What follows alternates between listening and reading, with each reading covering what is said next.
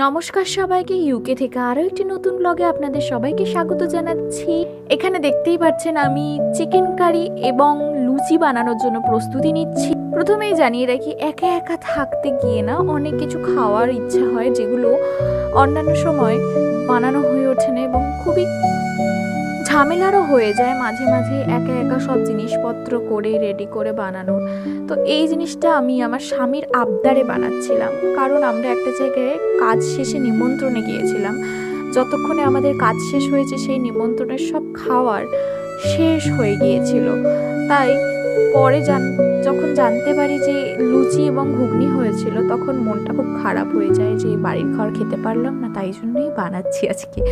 তো আপনারা please comment করে জানাবেন যে কেমন লাগছে আপনাদের ভিডিওগুলি, এবং এরকম আরও ভিডিওসের জন্য লাইক, শেয়ার এবং সাবস্ক্রাইব করতে ভুলবেন না। ততক্ষণ পর্যন্ত বাই এবং দেখা হচ্ছে আপনাদের সাথে পরের ব্লগে।